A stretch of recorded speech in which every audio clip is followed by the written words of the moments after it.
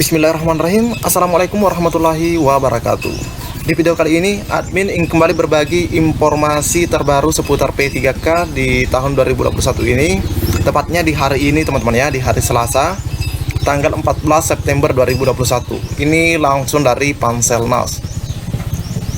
Jadi admin berpesan kepada rekan-rekan yang lagi menonton video ini, stay tune terus di channel ini hingga akhir, jangan di skip videonya agar tidak salah dalam memahami informasi yang admin bagikan. Terkhusus buat teman-teman yang belum subscribe channel ini atau baru menemukan, silahkan tekan tombol subscribe. Jangan lupa aktifkan lonceng notifikasinya agar teman-teman tidak ketinggalan dengan info-info terupdate setiap harinya dari channel ini. Di sini juga admin sudah mempost bocoran soal di hari pertama teman-teman ya. Teman-teman bisa lihat di sini. Dan di sini admin mempost video terbaru mengenai penyebab gagal lolos jadi ASN P3K meskipun mencapai ambang batas. Jadi di sini admin sudah menjelaskannya teman-teman ya. Oke, kita lanjut saja ke informasi intinya. Nah, informasi intinya ada pada Twitter resmi Bapak Abi Ridwan, di mana 18 jam yang lalu, tepatnya kemarin teman-teman ya, di tanggal 13, beliau mengatakan bahwa besok atau lusa saya akan mengunjungi salah satu tempat ujian kompetensi seleksi kompetensi P3K guru sebagai bentuk dukungan saya terhadap kemajuan pendidikan dan guru dan tenaga kependidikan sebagai Mr. Guest pastinya. Jadi beliau mengatakan besok, paling jadi hari ini teman-teman ya, hari ini nanti admin perlihatkan hasilnya. Sekaligus studi banding untuk perbaikan berkelanjutan terhadap CAT BKN. Nah, beliau di sini memberikan clue-nya yaitu lokasinya di Bogor. Nah, 6 jam yang lalu, 7 jam ya. Maaf, 7 jam yang lalu beliau lagi mempost di Twitternya, di mana beliau itu menjawab pertanyaan dari salah seorang rekan kita yang juga seorang pelamar teman-teman ya.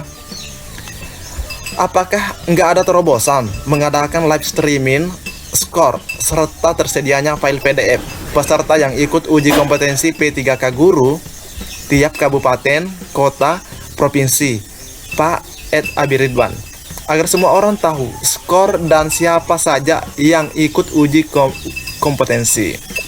Jadi beliau ini meminta sama halnya dengan CPNS, di mana setelah ujian instansi itu akan upload dalam bentuk PDF. Nah, beliau pun menjawab, baru saja saya dapat konfirmasi bahwa CAT UNBK Kemendikbudristek yang dipakai untuk seleksi kompetensi P3K guru belum ada live scoring. Namun, nilai akan terlihat di PC saat sesi berakhir. Nilai tertera belum termasuk tambahan afirmasi. Jadi teman-teman ya, nilai yang teman-teman lihat di layar monitornya ketika menyelesaikan soal itu belum termasuk tambahan afirmasi teman-teman ya. Murni hasil tes. Nilai akan dikirim ke BKN secara sistem teman-teman ya. Nah, selanjutnya beliau lagi mempost di Twitternya dengan kalimat seperti ini. Ini jawaban teman-teman ya. Semoga kedepannya bisa seperti CPNS yang live streaming. Semoga saya dimudahkan dan dilancarkan saat mengikuti seleksi kompetensi P3K guru tahap 2 dan lolos. Amin. Amin. Beliau menjawab, saya pribadi ingin semua jenis seleksi CASN memakai CAT BKN yang sudah teruji.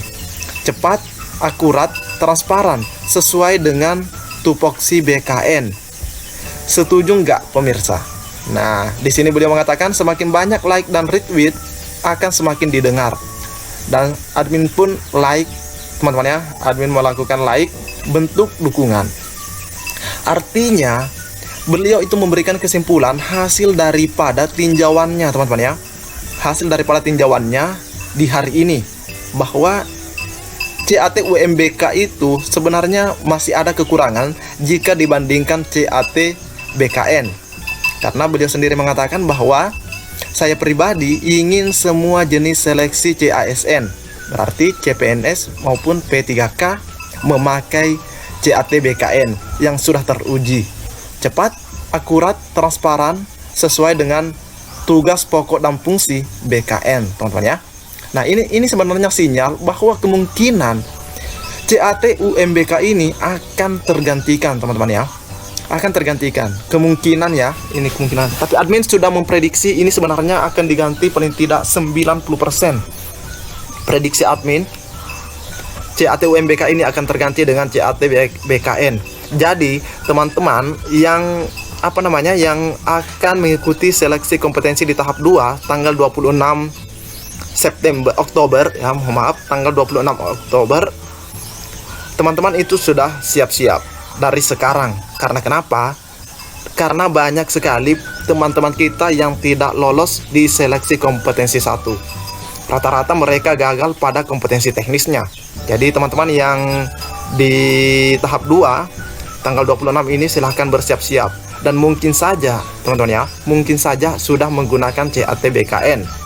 Nah, selain daripada Bapak Abi Ridwan, Kemenpan RB pun memberikan informasi, di mana di sini diinformasikan bahwa sahabat muda punya pertanyaan seputar seleksi CASN seperti di atas, atau ada hal yang masih membuat kalian bingung, coba cari tahu jawaban lewat. Nah, ini ada link disertakan di Instagramnya teman-teman ya.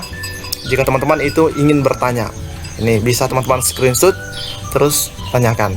Nah, beberapa di sini dicontohkan ya, admin Pan RB ini mencontohkan pertanyaan. Yang pertama itu, apakah wawancara akan dilakukan secara bersamaan dengan seleksi kompetensi teknis, manajerial, dan sosiokultural?